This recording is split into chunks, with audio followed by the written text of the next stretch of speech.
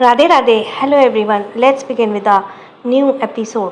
Please आप लोगों से रिक्वेस्ट है कि चैनल को सब्सक्राइब करें और कम से कम एपिसोड को तो लाइक कर दें। आपसे एक रिक्वेस्ट है कि परसों शिवरात्रि होने की वजह से ये कावड़िया निकल रहे हैं जिनके डीजे की म्यूज़िक से मेरी विंडोज़ की आवाज़ हो रही है। ये इतना तेज़ डीजे है, उसका इतना हाई प्रेशर का वो है, बेस जिसे कहते हैं उनका। सो अगर आप चाहते कि मैं कंटिन्यू बात करूं तो आप मुझे जो है बॉक्स उसमें कमेंट बॉक्स में लिख कर बता देना परसों तक के लिए। इसलिए मुझे बता देना कि परसों तक मुझे एपिसोड्स डालें कि नहीं, क्योंकि परसों तक ये शिवरात्रि के कावड़ चलते रहेंगे और इसी तरह से एक के बाद एक जो है डीजे आते रहेंगे और मेरी विंडोज़ जो हैं वो आवाज़ें करती रहेंगी। चलो लेट स्टार्ट। वहीं उधर अनाथ आश्रम से साया जब मानव जी को अब उनकी मेडिसिन देकर अपने रूम में आई, वो टेबल पर रखा अपना फ़ोन रिंग हुआ। उसने फ़ोन देखा तो सांची उसे कॉल कर रही थी। सॉरी, अब ये ना इस टाइम 2-3 आ गई एक साथ। अब थोड़ी वॉइस कम हो गई, मैं फिर से स्टार्ट कर रही हूँ, कंटिन्यू कर रही हूँ, तो प्लीज़ 2 दिन तक थोड़ा एडजस्ट करना इसी तरह से। वहीं उधर अनाथ आश्रम में साया जब मानव जी को उनकी मेडिसिन देकर अपने रूम में आई तो टेबल पर रखा उसका फ़ोन रिंग हुआ। उसने फ़ोन देखा तो सांची उसे कॉल कर रही थी। यह देखकर उसने कॉल रिसीव किया तो दूसरी तरफ से सांची ने कहा, साया आज तुझे मेरे साथ पार्टी में चलना होगा। मुझे उसे पार्टी में अकेले नहीं जाना। मैं डैड के साथ चली जाती पर डैड आउट ऑफ इंडिया गए हैं। उसकी बात पर साया ने उससे कहा, पर सांची तुमको तो जानती हो ना, बाबा की तबीयत अभी ठीक नहीं है। हम ऑफिस का काम भी घर से कर रहे हैं। 1 हफ्ता हो गया हमें ऑफिस गए हुए भी। ऐसे में हम बाबा को अकेले कैसे छोड़ सकते हैं।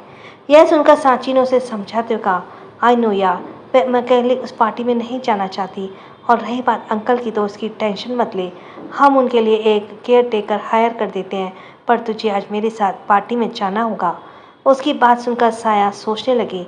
कुछ देर तक सोचते रहने के बाद उसने सांची को हाँ कर दिया तो सांची ने उसकी बात पर खुश होते कहा, thank you thank you thank you यार, तुझे 8 बजे पिक करने आऊँगी, रेडी रहना। उसकी बात पर साया ने मुस्कुराते ओके कहा और फिर दोनों ने कुछ देर और बात की और फिर कॉल कट कर दिया। कॉल कट कर साया ने खुद से कहा, 1 हफ्ता हो गया हमें उनसे देखे नहीं और ना वह इस हफ्ते में हमसे मिलने आए। यह कहते हुए 1 हफ्ते पहले की बात को याद करने लगी जब साया अगली सुबह सोकर उठी थी और रेडी होकर वह अपने बाबा से मिलने उनके कमरे में गई। उन्हें देर तक सोते देखकर वह हैरान रह गई। वह उनके पास गई तो उन्हें उठाने लगी तो उनका शरीर आग की भट्टी की तरह तप रहा था। यह देखकर साया ने घबराते कहा, पापा को तो बुखार है, हम अभी डॉक्टर को बुलाते हैं। ये कहकर वह डॉक्टर को कॉल करने लगी। कुछ देर बाद जब डॉक्टर आए तो उन्होंने मानव जी को चेक करते हुए कहा, यह वायरल फीवर है, इन्हें ठीक होने में थोड़ा टाइम लगेगा, आप इनका ख्याल रखना। साय ने डॉक्टर की बात पर ओके कहा और फिर मानव जी से कहा, बाबा आप क्यों नहीं अपना ख्याल रखते, आप देखिए ना, हो गई ना आपकी तबीयत खराब, अब आप सिर्फ रेस्ट करेंगे और तब तक यहाँ से नहीं उठेंगे जब तक आपका बुखार पूरी तरह से ठीक नहीं हो जाता। उसे हुक्म चलाते देखकर मानव जी मुस्कुरा दिए और उसे देखते हुए उन्होंने कहा, ठीक है हम नहीं उठेंगे यहाँ से, पर आपको तो ऑफिस जाना होगा ना बेटा, चाहिए आप ऑफिस चाहिए, हम अपना ख्याल रख लेंगे। उसकी बात पर साया ने उसका हाथ पकड़ मुंह बनाते हुए कहा, पापा क्या आप हमें इतना गैर जिम्मेदार समझते हैं, आपकी इतनी तबीयत खराब है और हम आपको इस हालत में छोड़कर ऑफिस चले जाएं, तो आप भी सुन लीजिए, हम कहीं नहीं जा रहे हैं, हम यहीं रहेंगे आपके पास और आपके ठीक होने पर आपका ख्याल रखेंगे। जब आप पूरी तरह से ठीक हो जाएंगे तभी हम आपसे अपने ऑफिस जाएंगे। यह सुनकर मानव जी ने चिंता करते हुए कहा, पर बेटा आप आपके क्या काम होगा, आपके बॉस यह आपको इतने की छुट्टी नहीं देंगे। जब काका ने कहा कि वो इतने दिन की छुट्टी नहीं देंगे तो साया ने चिढ़ते हुए कहा, नहीं देंगे छुट्टी तो ना दे, पर हम आपको छोड़कर नहीं जाएंगे। ज़रूरत पड़ी तो हम अपनी जॉब से रिज़ाइन कर देंगे, पर अपने बाबा को इस हालत में छोड़कर हम जॉब पर नहीं जाएंगे। यह कहकर उसने मुंह बना दिया तो मानव जी ने प्यार से उसके सर पर हाथ रख उसका सर सहलाते हुए कहा, आप हमसे इतना प्यार करती हैं? यह सुनकर साया ने मुस्कुराते हुए कहा, बाबा आप हमारी जान हैं, आपके लिए तो हम जीना छोड़ दें, यह तो सिर्फ जॉब है। पागल लड़की भी कुछ भी बोलती है। मानव जी हंसते हुए कहा तो साया भी उसके साथ हंसने लगी। मानव जी को उसकी दवाई देकर वे अपने रूम में आई और अपने फ़ोन में एक मेल टाइप कर सेंड कर दिया। वहीं जब मेल सूर्य ने देखा तो कुछ पल तो वह सोचता रहा, फिर कुछ सोचकर उसने उसका लीव एक्सेप्ट कर लिया और उसे एक और मेल टाइप करके भेज दिया। जब साया ने उस मेल को देखा तो उसके मुंह बनाते हुए खुद से कहा, कितना सेल्फिश आदमी है ये, इसने लीव क्या मांगी, हमारे घर में से काम करने के लिए बोल रहे हैं। ये कहकर उसने सूर्य को 2-3 गालियाँ दे दी। बढ़िया बढ़िया अपने मन में ही दी और फिर एक मेल साइड करके सेंड कर दिया। वही उधर जब सूर्य ने उसका मेल पढ़ा तो मुस्कुराने लगा और मेल देखते हुए उसने खुद से कहा, तुम मुझसे बचना चाहती हो, मुझे भगाना चाहती हो, पर मैं तुम्हें खुद से दूर नहीं जाने दूंगा। ऐसे ना तो ऐसे सही तुम हमेशा मेरे पास ही रहोगी। उस दिन के बाद से दोनों की बात मेल पर ही होती थी। सूर्य ने जानबूझकर उसे कॉल नहीं किया था सूर्य ने, क्योंकि वह नहीं चाहता था कि उसे ऐसा लगे कि साया ने उसे अपने कंट्रोल में कर लिया है। तो वहीं साया ने उसे इस गुस्से में कॉल नहीं किया कि सूर्य ने उसे एक बार भी फ़ोन करके उससे बात नहीं की थी और उस दिन के बाद से दोनों मेल पर ही बात कर रहे थे। एक हफ्ते से दोनों के बीच कोल्ड वॉर चलती आ रही थी। यह सब याद कर साया ने अपना सिर झटका और अपने कबर्ड से कपड़े निकालकर देखने लगी। पार्टी में जाना है पर हमारे पास तो पार्टी लायक कपड़े ही नहीं हैं, अब हम क्या पहने कर जाएंगे पार्टी में। यह कहते हुए वह अपने कपड़ों को देखकर मुंह बना लिया। वहीं दूसरी तरफ एसएसआर कॉरपोरेशन में सूर्य के केबिन में संभव, रक्ष और यश तीनों ही बैठे थे और किसी टॉपिक पर डिस्कस कर रहे थे कि तभी संभव ने कहा, आज शाम को एक बिजनेस पार्टी है, एक इनविटेशन आया है, कोई जाएगा क्या उसमें? उसकी बात पर यश ने कहा, इनविटेशन किसने भेजा है?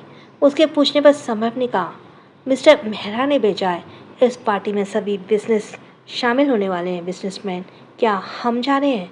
यह कहते उसने सूर्य की तरफ देखा तो उसकी नज़र अभी भी लैपटॉप पर थी कि तभी उसने उसकी तरफ बिना देखे कहा, आज मेरे पास बहुत काम है, पर मिस्टर मेरा हमारे अच्छे क्लाइंट्स हैं, तुम सबको जाना चाहिए।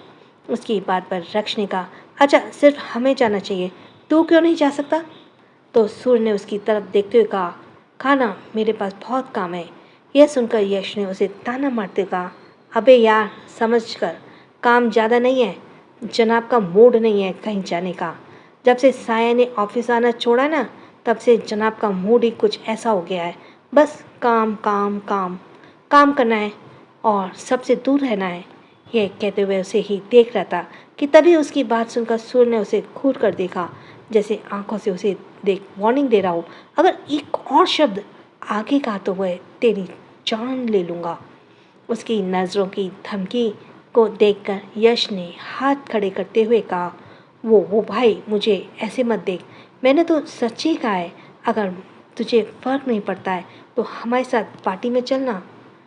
यह सुनकर सूर्य ने कहा, शाम को बताता हूँ। यह कहकर वह अपना काम करने लगा कि तभी कैबिन का डोर ओपन हुआ और मीका और चीकू दोनों एक साथ अंदर आए। उन्हें देखकर चारों ही सरप्राइज रह गए कि तभी संभव ने दोनों को देखते हुए कहा, तुम दोनों यहाँ क्या कर रही हो? उसके पूछने पर चीकू ने स्माइल करते हुए कहा, भाई आज से हम दोनों आप सबको रोजाना यहाँ दिखेंगे। यह सुनते ही यश ने बीच में कहा, पर क्यों, तुम दोनों यहाँ क्या करोगे? जिस पर चीकू ने मुंह बनाते हुए कहा, काम, अब हम भी यहाँ काम करेंगे। उसकी बात पर हिलाते हुए सर आएगा। उसकी बात पर सर हिलाते हुए यश ने कहा, फिर तो हो गया हमारा सारा काम। यह सुनकर चीकू से घूरने लगी कि तभी सूर्य ने उससे कहा, तो तुम दोनों काम करना चाहती हो? उसके पूछने पर दोनों ने हाँ में सर हिला दिया। यह देखकर सूर्य ने मुस्कुराते हुए कहा, ठीक है, तुम्हें जिस भी डिपार्टमेंट में काम करना है बता दो, तुम्हें वहाँ एक वैल्यूएबल पोस्ट दे दी जाएगी। उसकी बात पर दोनों ने स्माइल करते हुए कहा, थैंक यू भाई। तो तभी रक्ष ने कहा, मुझे एक बात समझ नहीं आ रही, अगर तुम दोनों को काम करना है था तो तुमने माँ के साथ क्यों नहीं काम करती हो? उनकी कंपनी को संभालो, उनके साथ काम करो। हाँ, ऑफिस में तुम क्या काम करोगी? तो यह सुनकर मेहिका ने मुंह बनाते हुए कहा, हमें फैशन डिज़ाइनिंग में कोई इंटरेस्ट नहीं है, इसलिए हमें यही काम करना है।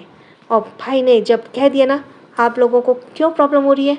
यह कहते हुए रक्ष को मुंह बनाकर देखे जा रही थी। तो वही रक्ष भी उसके नजरें मिलाते हुए कि तभी दोनों को देखकर संभव ने गला साफ किया और रक्ष ने नजरें फेर ली।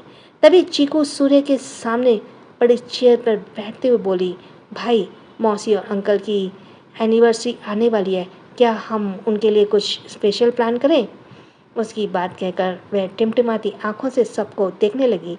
तभी यश और रक्ष दोनों ने उसकी बात पर कहा, श्योर। तो उसका साथ देते हुए संभव ने कहा, पर मामा जी को तो ऑलरेडी उस दिन को इतना खास बना देते हैं, तो हम क्या करेंगे?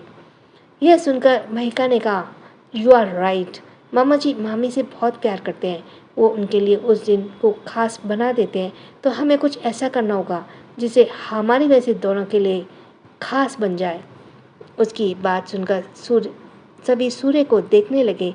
तो अब खामोशी से सबकी सुन रहा था कि तभी उसके सबको देखते हुए कहा, प्लान मेरा होगा, कब कैसे क्या करना है सब मैं डिसाइड करूँगा।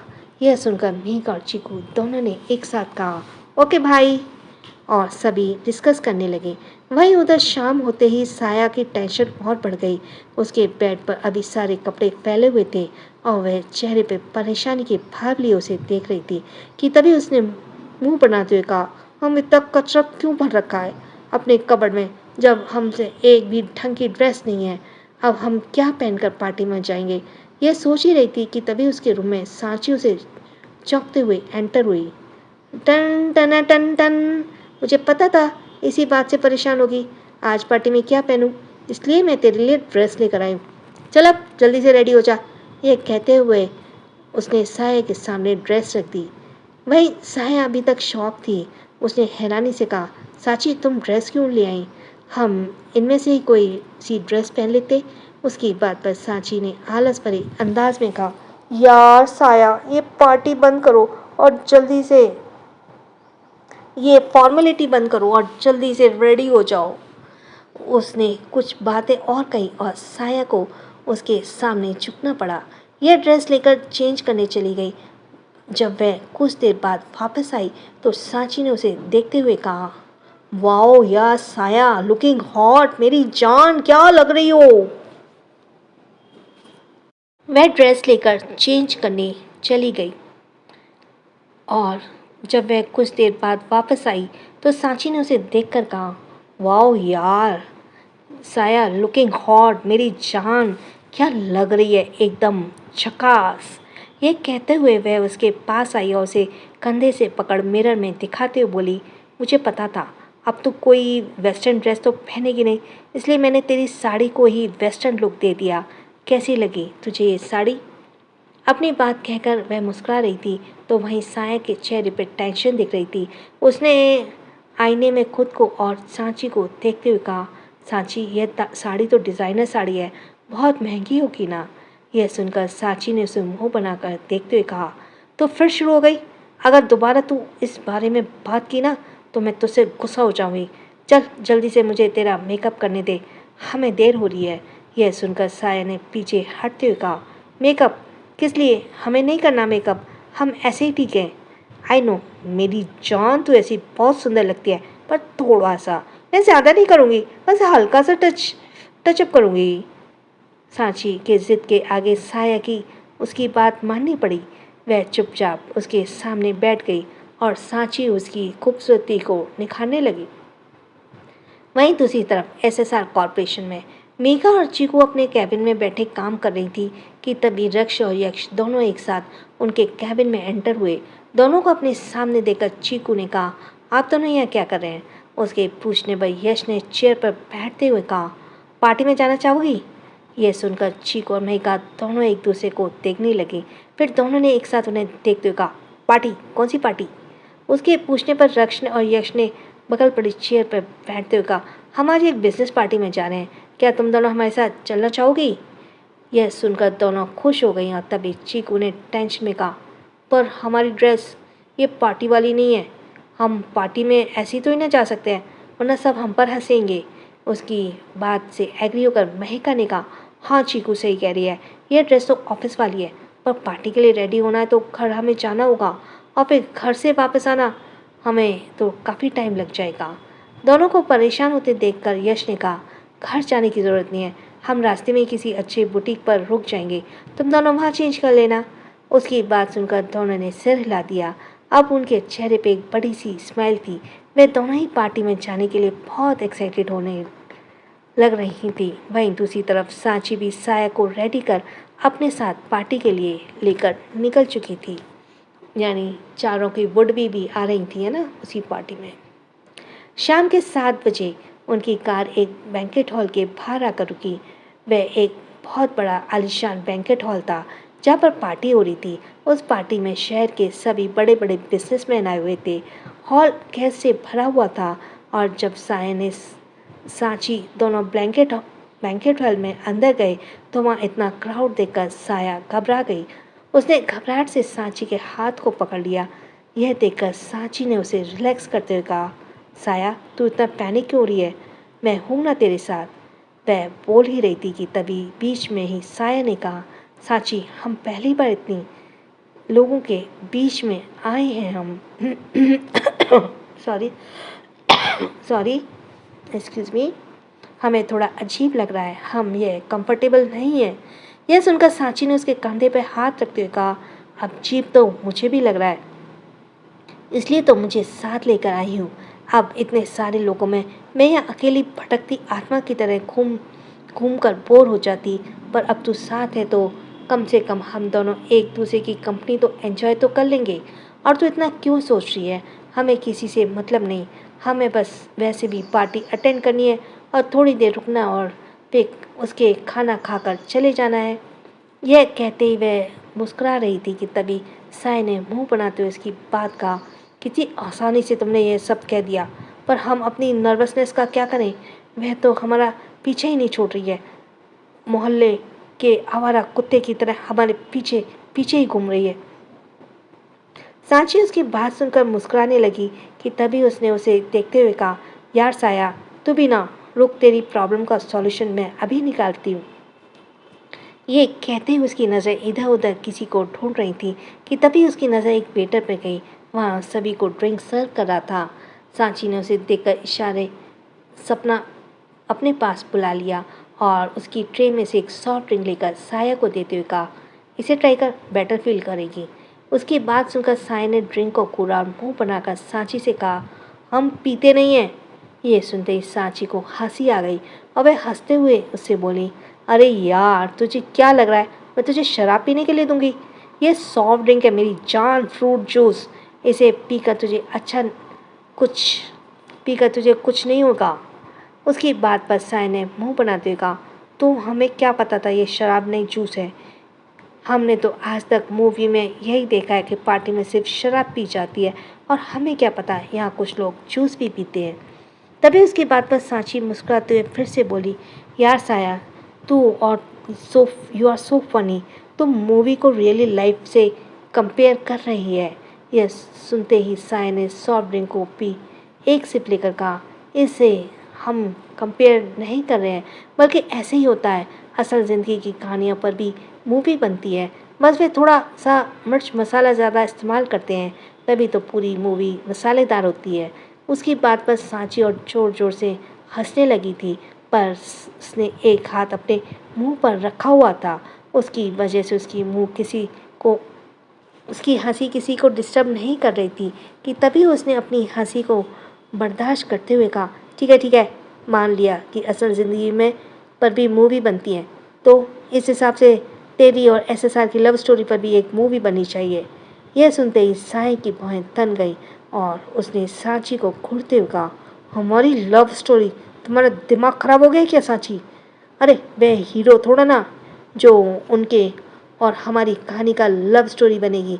वह तो शैतानों के राजकुमार है और शैतानों का जिक्र सिर्फ बच्चों को डराने के लिए किया जाता है या फिर डरावनी कहानी में लव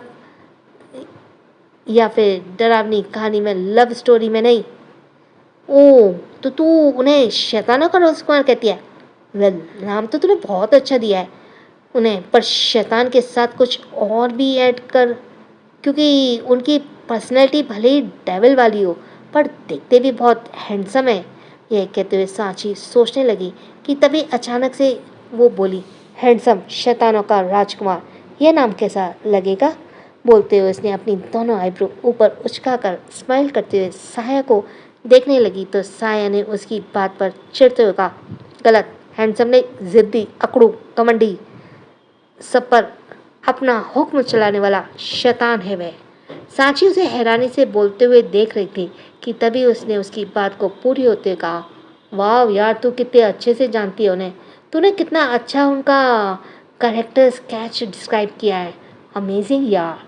यह कहते हुए उसके हंसते हुए धीरे से 2 बार ताली बजाई तो साइंस ने इग्नोर कर उसने हाथ में पकड़ी सॉफ्ट ड्रिंक की सिप लेने लगी कि तभी सांची ने हंसते हुए कहा, यार साया, तूने मुझे इतना हंसाया कि अब मुझे लगता है मेरा मेकअप खराब हो गया है, मैं वॉशरूम उसे ठीक करके आती हूँ।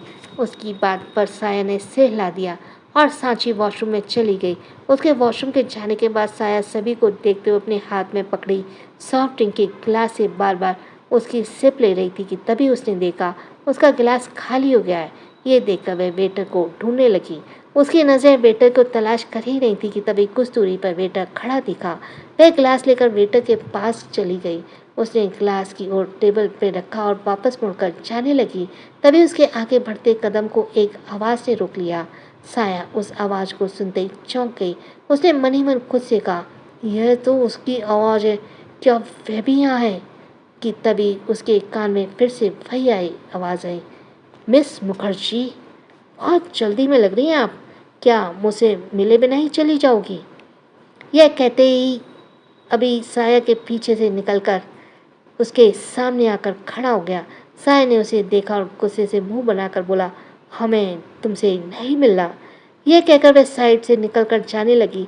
तभी अभी ने उसका हाथ पकड़ लिया और उसे अपने सामने लाकर कहा, इतना एटीट्यूड होना भी चाहिए तुम्हें, खूबसूरत जो हो इतनी। यह कहते ही उसने साया को नीचे से ऊपर तक देखा। उसने पीच कलर की डिज़ाइनर साड़ी पहनी थी जिसमें वो बहुत ज़्यादा इंटेलिजेंट लग रही थी। लाइट मेकअप से उसका चेहरा और भी शाइन कर रहा था कि तभी अभी की लास्ट भरी नजर को खुद पर महसूस कर साया ने उसे अपना हाथ छुड़ाते हुए कहा, आपका दिमाग खराब हो गया है क्या? छोड़िए हमारा हाथ, हमें आपसे कोई बात नहीं करनी, हमें जाने दीजिए।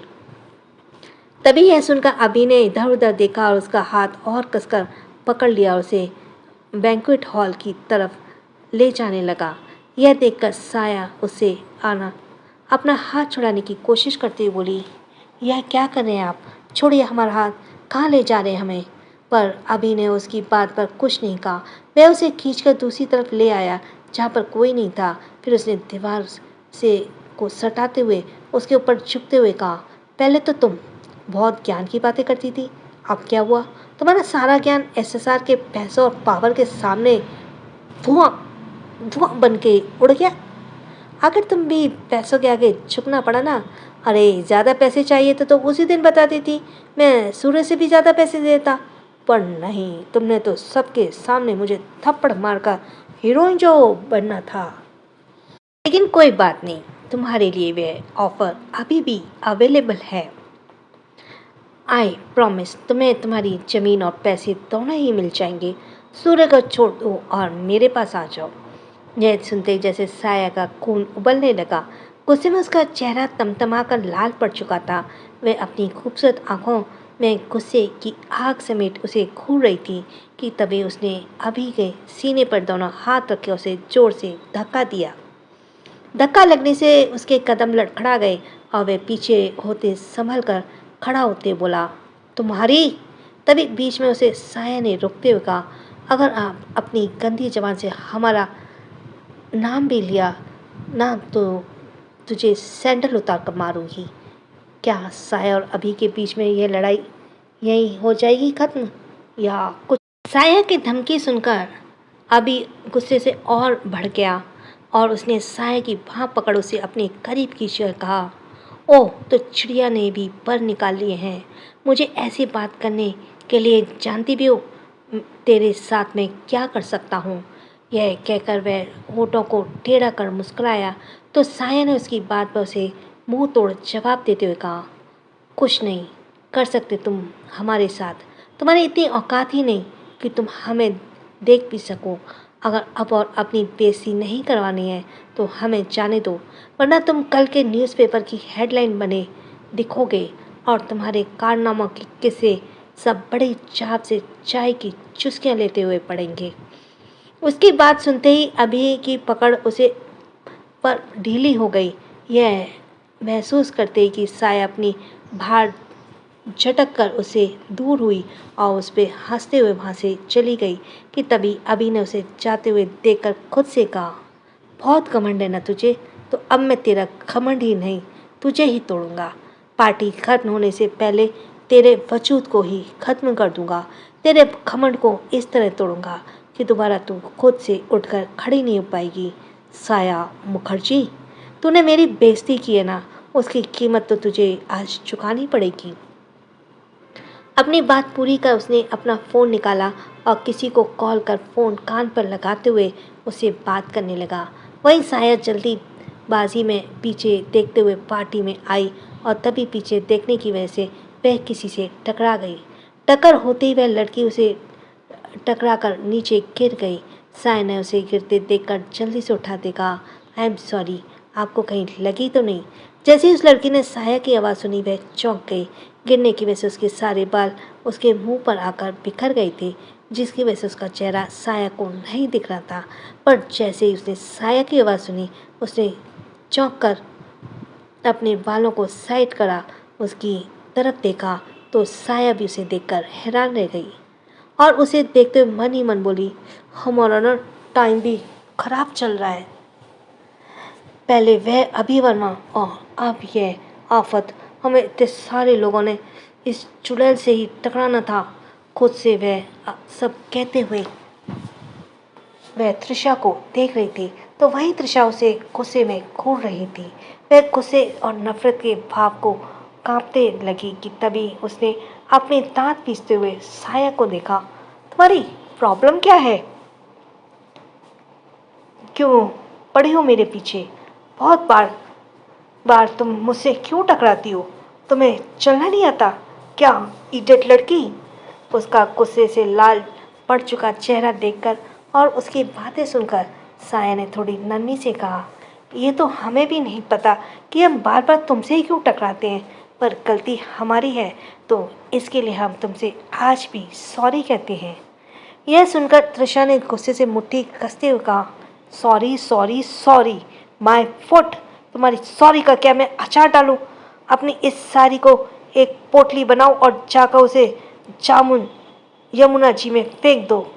मुझे तुम्हारी सॉरी नहीं चाहिए। तुम्हें आज भी फिर से मेरी इतनी एक्सपेंसिव ड्रेस को ख़राब कर दिया।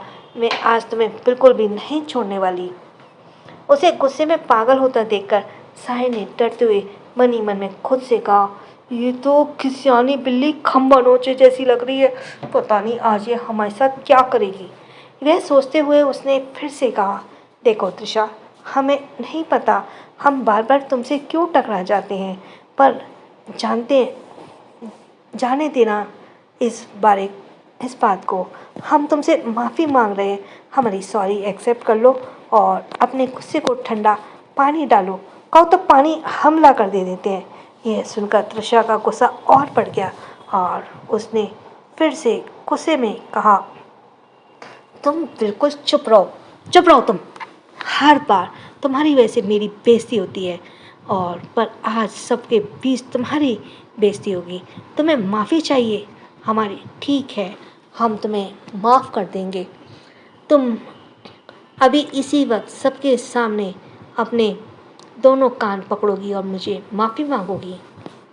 उसकी बात पर साया ने मन ही मन खुद से कहा, हम पहले से जानते थे ये चिकनी चुड़ैल हमें इतनी आसानी से नहीं छोड़ने देगी। पर यह कैसी शर्त रख दी इसने हमारे सामने?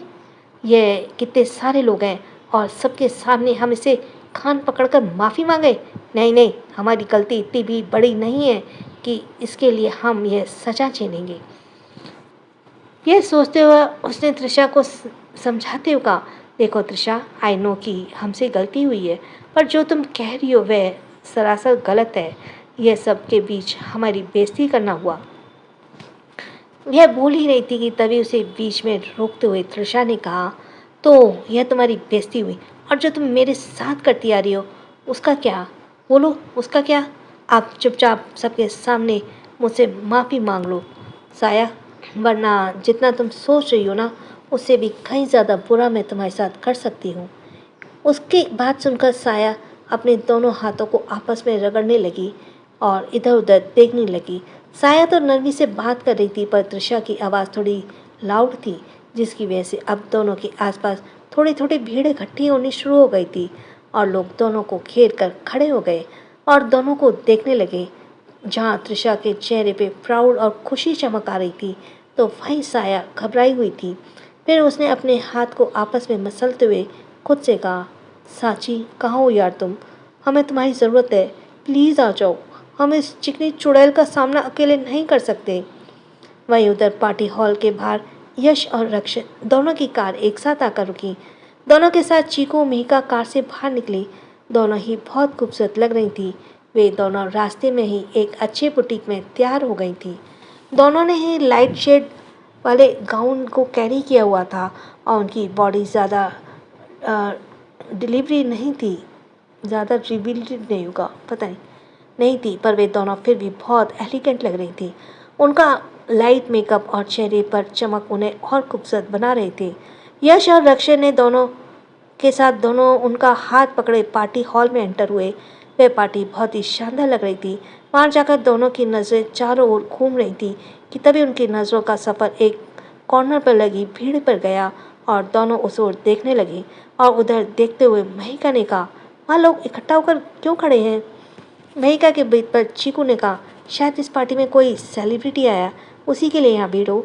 तो दोनों की बात सुनकर यश ने कहा, मेहरा ने इतनी बड़ी पार्टी रख दी, उसके लिए यही बहुत है। साला इतना कंजूस है, सेलिब्रिटी तो क्या, जूनियर आर्टिस्ट को भी नहीं बुलाएगा। उसकी बात पर रक्ष ने मुस्कुराते कहा, बात तो तेरी सही है, पर ये क्राउड है किस लिए? तो यह सुनकर यक्ष ने कहा, हो सकता है कोई फेमस मॉडल हो। कि तभी दोनों की बात सुनकर चीकू ने एक्साइटेड होते कहा, अगर ऐसा है तो उस मॉडल को देखना चाहती है। उसकी साथ देते हुए महिका ने भी कहा, मुझे भी मिलना उस मॉडल से। यह कहकर दोनों एक साथ उस भीड़ की तरफ बढ़ गईं।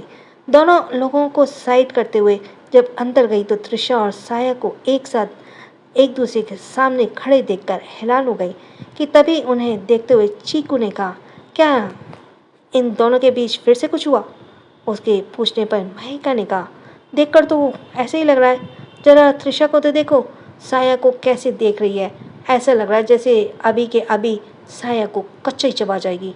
उसकी बात पर चीकू ने कहा, पर इस बार हुआ क्या है और दोनों में से गलती किसकी है? यह सुनकर महिका ने कहा, मुझे कैसे पता होगा, मैं भी तो तेरे साथ ही आई हूँ। तो यह सुनकर चीकू ने कहा, तो अब हम क्या करें? फिलहाल तो हम कुछ नहीं कर सकते, बस चुपचाप खड़े रहकर देखते हैं क्या हो सकता है। यह कहकर महिका और चीकू दोनों को देखने लगी। रक्ष और यक्ष ने दोनों को भी उनके पीछे पीछे आ गए। जैसे ही दोनों की नज़र साया पर गई तो दोनों ही उसे देखकर हैरान रह गए। फिर दोनों ने एक दूसरे को देखा और यश अपना फ़ोन निकालते हुए बाहर की तरफ जाने लगा। उसने बाहर आकर कॉल रिसीव होते ही कॉल पर कहा, कहाँ है तू? तेरी साया खतरे में है, वह त्रिशा आज उसको छोड़ने वाली नहीं है। यह कहते हुए उसे वहाँ से यहाँ की कंडीशन के बारे में बताने लगा। उधर पार्टी हॉल में एक बार फिर से त्रिशा की गरजती आवाज़ साया के कानों में पड़ी, माफ़ी मांग रही हो या तुम्हारी इज्जत का चोला यहीं उतार दूँ? यह सुनकर साया ने त्रिशा को देखते हुए कहा, ठीक है, हम माफ़ी मांगते हैं। यह सुनकर उसने एक नज़र सबको देखा और सबको देखते हुए दोनों हाथों से अपने कान को पकड़ने लगी। इससे पहले कि साया अपने कान को पकड़ती कि तभी चीकू और महिका दोनों अचानक उसके पास आकर खड़ी होकर बोली, ये तुम क्या कर रही हो साया? उन्हें देखकर तृष्णा के मन ही मन खुद से कहा, अब ये दोनों यहाँ क्या कर रही हैं? तृषा जानती थी कि वह दोनों कौन है, तो वहीं साया दोनों को देखकर हैरान थी। उसके लिए ये चेहरा अनजान था। उसने दोनों को देखकर कहा, आप दोनों कौन हैं और आप दोनों हमें कैसे जानती हैं? उसके पूछने पर चीकू ने स्माइल करते हुए कहा, मेरा नाम चीकू है और ये महिका है। तभी बात को आगे जारी रखते हुए महिका ने कहा, हम तुम्हें जानते हैं पर तुम हमें नहीं जानती, क्योंकि उस दिन पार्टी में तुम सबका सेंटर ऑफ टेंशन बनी हुई थी, इसलिए तुम्हारा किसी पर ध्यान नहीं था, पर सबका ध्यान तुम पर था। यह कहकर वह मुस्कुराई और चीकू ने आगे कहा, एसएसआर हमारे भाई हैं। यह सुनकर साय ने हैरान रह गई और उसने मन ही मन दोनों को खुद कहा, क्यों ये दोनों शैतान के राजकुमार की बहनें, पर ये दोनों तो कितनी सुंदर है और वे कितने घमंडी हैं। वह अभी खुद से बात ही कर रही थी कि तभी तृषा ने चीकू और महिका से कहा, अच्छा हुआ तुम दोनों आ गई। देखो ना, इसने फिर से मेरी ड्रेस खराब कर दी और मुझे सबके बीच गिरा भी दिया और मेरी इंसल्ट भी की। अब मैं इससे कह रही हूँ कि मुझसे माफ़ी मांग ले और मैं इसे जाने दूँगी, पर यह है कि इसने उल्टा मुझे ही माफ़ी मांगने के लिए कहा। तृषा को फिर से झूठ बोलते देखकर साय ने हैरानी से देखते हुए कहा, नहीं नहीं, यह झूठ बोल रही है। हमने इनसे माफ़ी मांगी पर इन्होंने ही हमारा सॉरी एक्सेप्ट नहीं किया। साया की बात तृषा उसे घूर कर देख रही थी कि तभी उसने बीच में कहा, यह झूठ बोल रही है। तभी साया ने कहा, झूठ हम नहीं, तुम बोल रहे हो। ऐसे ही करके दोनों बारी बारी से एक दूसरे की बात काटते हुए एक दूसरे से भिड़ चुकी थी और चीकू और महिका दोनों एक दूसरे को देखकर जोर जोर से कहा, दोनों ने, शट अप। चीकू और महिका दोनों एक दूसरे की शक्ल देखने लगी। वही अच्छा खासा ड्रामा क्रिएट हो गया था कि तभी दोनों ने सबके सब उन्हें देख रहे थे। यह देखकर महिका जोर से कहा, शट अप। यह सुनते ही दोनों शांत हो गई, पर अभी तृषा साया को घूर रही थी। यह देखकर साया ने धीरे से कहा, हर बार तुम्हें पार्टी में बवाल करना जरूरी होता है क्या? पिछली बार तो तुमने यही किया था और आज भी। क्या तुम्हारा खाना हजम नहीं होता ये सब किए बिना? हाँ, तुम हमारा सॉरी एक्सेप्ट कर लेती तो आज हम तुम्हारे साथ सबके बीच तमाशे का पात्र नहीं बनते।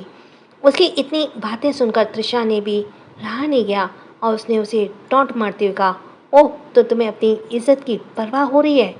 यह कहते हुए धीरे से मुस्कुराई और उसे देखते हुए बोली, लुक एट ऑन सेल्फ। तुम्हें यहाँ कोई पहचानता भी नहीं है। तुम कौन हो, क्या हो, कहाँ से आई हो? कोई कुछ जानता भी है तुम्हारे बारे में? पर मुझे सब जानते हैं, बिकॉज आई एम तृषा जायसवाल। समझी तुम? इज्जत की परवाह तुम्हें नहीं, मुझे है, क्योंकि मेरे और मेरी डैडी की यहाँ रेपुटेशन है। वह अभी बोल ही रही थी कि तभी साय ने इसे बीच में रोकते हुए कहा, अगर तुम्हें तुम्हारी रेपुटेशन की इतनी ही परवाह होती तो तुम इतनी सी बात को इतना बढ़ावा नहीं देती। साया की यह बात उसके मुंह को बंद करवा गई और उसे शब्द नहीं मिल रहे थे साया पर वार करने के लिए, तो वहीं से चुप होते देखकर दोनों मुस्कुराने लगी कि तभी चीकू ने साया की तरफ देखकर कहा, चलो साया, हमारे साथ आओ। यह कहकर वह उसका हाथ पकड़ के ले जाने लगी। तभी तृषा ने उसका दूसरा हाथ पकड़ लिया और उसे रोते हुए बोली, कहाँ जा रही हो? इतना सब करके तो इसकी कीमत चुकाओ या सबके सामने मुझसे माफ़ी मांगो। उसकी बात पर साया ने उसे अजीब तरह देखा और मुंह बनाकर मन ही मन खुद से बोली, ये चिकनी चुड़ैल पागल हो गई है। इतना सब कुछ होने के बाद भी अभी भी सॉरी का गाना गा रही है। अब तो सॉरी बेचारा भी खुदकुशी कर लेगा, पर इसके सामने नहीं आएगा।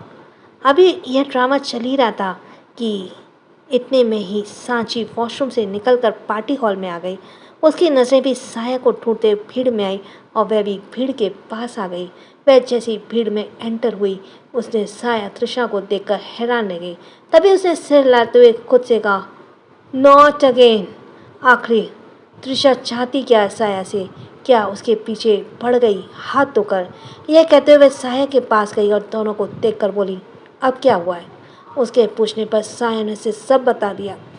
सारी बात जानकर सांची ने त्रिशा को घूरते हुए कहा, मिस ड्रामा क्वीन, तुम्हारी प्रॉब्लम क्या है? तुम्हें क्या साया के पीछे हाथ धोकर पड़ी हो? Excuse me. सांची की बात सुनकर साया, महिका और चीकू तीनों ही मुस्कुराने लगी और वही त्रिशा जल भुन गई और उसने सांची को उंगली दिखाते हुए कहा, मिस सांची मल्होत्रा, तुम हर बार बीच में नहीं आ सकती, तुम्हें उनसे बात करने दो, हटो मेरे सामने से।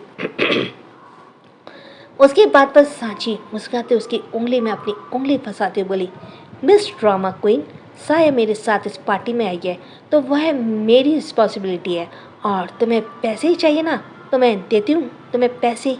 वह कहते हुए अपना कार्ड निकाल कर उसकी तरफ बढ़ाते हुए कहा, जितनी में तुम्हारी ड्रेस है ना उसे डबल ले लेना और अपनी बकवास बंद करो और दफा हो जाओ यहाँ से। अगर तुम दोबारा मेरे सामने आई ना तो मैं तुम्हारा खून कर दूंगी। सांची की कड़वी बातें त्रिशा को गुस्से को और बढ़ा गई। वह गुस्से और फ्रस्ट्रेशन से कांपने लगी कि तभी दांत पीसते हुए उसने कहा, तुम दोनों को मैं नहीं छोड़ूंगी। समझते क्या हो तुम दोनों अपने आप को? त्रिशा के इस बात पर सांची ने अपने कंधे से बालों को झांकते हुए कहा, खूबसूरत। झांकते हुए नहीं कहा, वो झाड़ते हुए या आई डोंट नो जो भी कहा, खूबसूरत, इंटेलिजेंस, गॉर्जियस, हॉट और तुम्हें सबसे बड़ी बेवकूफ़। यह सुनकर चीकू और महिका दोनों ही खिलखिलाकर हंस पड़ी तो वहीं साया भी अपने मुंह पर हाथ रखकर धीरे से मुस्कुराई। सांची पर अपनी बात कहकर मुस्कुरा रही थी तो वहीं त्रिशा गुस्से से लाल पीली हो रही थी कि तभी उसके कुछ फ्रेंड्स उसके पास आए और उसका हाथ पकड़कर उसे अपने साथ ले जाते हुए बोले, त्रिशा चल यहाँ से। पर वह नहीं जाना चाहती थी, पर उसके दोस्त उसे जबरदस्ती वहाँ से ले गए। त्रिशा उन चारों को घूरते हुए वहाँ से चली गई। उसके जाने के बाद चारों खिलखिलाकर हंस पड़ी। लक्ष्य और यश दोनों ही इतनी देर में उन लोगों की कैट फाइट को देख रहे थे और उन्हें भी ये सब देखकर मज़ा आ रहा था कि तभी यश ने लक्ष्य से कहा, साया ही नहीं, ये चारों ही दो धारी तलवार है। उसकी बात पर लक्ष्य ने उन्हें देखते हुए कहा, यू आर राइट। इधर से चारों एक दूसरे से मिलने लगी। उन्हें एक दूसरे से मिलकर अच्छा लग रहा था। वे चारों एक टेबल पर बैठी एक दूसरे से बात करने में बिजी हो गई तो वही रक्षा यश दोनों को ही उन्हें घूर कर देख रहे थे कि तभी रक्ष ने उन्हें देखते हुए कहा, ये लोग एक दूसरे ना मिलती तो शायद अच्छा था। हाँ सही कहा, जब से एक दूसरे से मिलिए हमें तो भूल ही गई, इन्हें याद भी है कि हम भी इनके साथ आए हैं। यक्ष ने रश का हाथ देते हुए कहा और हाथ में पकड़ी ड्रिंक के ग्लास से वाइन का सिप लेने लगा। वहीं हॉल के गार्डन में अभी बार बार अपनी रिस्ट वॉच में टाइम देखते हुए किसी का वेट कर रहा था कि तभी उसके सामने उसका असिस्टेंट रौनक कुछ लोगों के साथ आता हुआ दिखा। उन्हें देखकर अभी धीरे से मुस्कुराया। उसके पास आके उसने कहा, रौनक, तुझे जो कहा है उन्हें अच्छे से समझा दे, आज कोई गड़बड़ ना हो, मेरा काम हो जाना चाहिए। उसकी बात पर रौनक ने कहा, डोंट वरी सर, मैं खुद इन्हें गाइड करूँगा, काम हो जाएगा, आप ठीक 12 बजे फार्म हाउस पर जाना। उसकी बात पर अभी ने सिर हिला दिया और पार्टी हॉल के अंदर चला गया। अंदर आते ही उसकी नज़रें चारों तरफ घूम घूम कर साया को देखने लगी, पर साया उनकी नज़रों से ओझल थी कि तभी कुछ कदम आगे बढ़कर उसने देखा तो साया तीनों लड़कियों के साथ उसे टेबल पर बैठी दिखाई दी। वह उनसे हंस हंस कर बात कर रही थी कि तभी अभी ने उसके चेहरे को देखते हुए कहा, साया मुखर्जी, जितना हंसना है हंस लो, क्योंकि आज रात के बाद तुम्हारी कल सुबह दर्द भरी होगी। वह यह कह कर उसके होठों पर भी शैतानी मुस्कुराहट आ गई। तभी पार्टी के होस्ट और ऑर्गेनाइज़र मिस्टर मेहरा ने अनाउंसमेंट की और उन्होंने बिजनेस से रिलेटेड कुछ बातें कहीं और अपनी सक्सेस की पार्टी शॉर्ट स्टोरी सुनाई। उसके बाद उन्होंने सभी को पार्टी एंजॉय करने के लिए कहा। उनके कहने ते ही पार्टी हॉल की ज़्यादातर लाइट्स बंद हो गई और डिम लाइट में चलने लगी। सॉफ्ट म्यूज़िक प्ले हुआ और सभी उस म्यूज़िक पर कपल डांस करने लगा। उनके अनाउंसमेंट से पहले ही सबका ध्यान अपनी ओर खींच लिया था, इसलिए सबकी नज़रें कपल डांस कर रहे कपल पर थी कि तभी रक्ष और यश ने इसका फ़ायदा उठाया और दोनों उसके पास चले गए। फिर दोनों ने ही चीकू और महिका के सामने हाथ आगे कर उन्हें डांस के लिए पूछा तो दोनों ने मुस्कुराकर अपना हाथ उनके हाथ में रख दिया। चीकू और महिका दोनों ही यश और रक्ष के साथ डांस फ्लोर पर डांस कर रही थी। उन्हें देखकर सांची ने साया से कहा, कितने अच्छे लग रहे हैं ना ये लोग साथ में, क्या ये कपल है? उसके पूछने पर साया ने कहा, हमें नहीं पता, हम दोनों से आज ही मिले हैं। सांची ने उसकी बात पर मुस्कुरा दिया और सामने सबको डांस करते हुए देखकर बोली, साया मेरा भी मन कर रहा है डांस करने का, चल ना हम दोनों भी डांस करते हैं ना। तो उसकी बात पर साया ने कहा, मैडम ये सोलो डांस नहीं है, कपल डांस हो रहा है, हम दोनों तो सिंगल हैं, पैर कहाँ से लाएंगे अपने। यह सुनकर सांची ने मुंह बना लिया कि तभी दो हैंडसम चेहरे उनके सामने आए और दोनों के सामने अपना हाथ बढ़ाते हुए कहा, can I dance with you beautiful lady. अचानक से दो अनजान चेहरों को अपने सामने देखकर वे दोनों चौंक गई और एक दूसरे को देखने लगी। वे दोनों ही लड़के देखने में बहुत अच्छे लग रहे थे। वे बिजनेस पार्टी थी तो जाहिर सी बात थी कि वो दोनों भी बिजनेसमैन ही थे कि तभी सांची ने साया की आंखों में कुछ कहा तो साया ने सिर हिला दिया तो सांची मुंह बनाने लगी। उसका उतरा हुआ मुंह देखकर साया ने उसे देखते हुए पलकें झपका दी तो सांची खुश हो गई। फिर दोनों ने ही दोनों लड़कों के हाथ में अपना हाथ दिया और उनके साथ डांस फ्लोर पर चली गई। इधर वे दोनों डांस फ्लोर पर आई तो वहीं उधर सूर्य और संभव दोनों एक साथ कार से बाहर आए और पार्टी हॉल में आ गए। कम रोशनी होने के कारण वे उन्हें कुछ सही से नहीं दिख रहा था।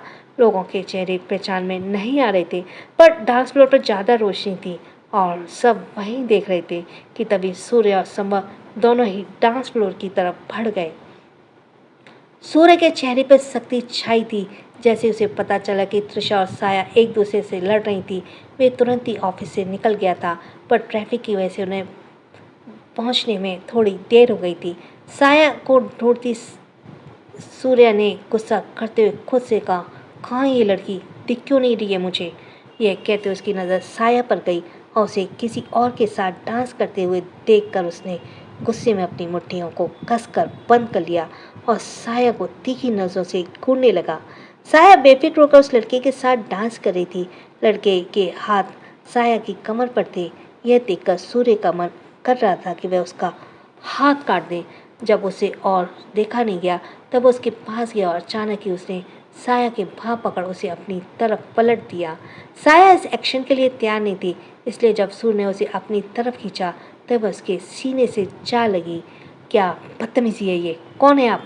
साया ने गुस्से से कहते हुए सिर उठाकर सूर्य का चेहरा देखा तो उसे देखकर वह चौंक गई और हकलाते बोली, आप यहाँ?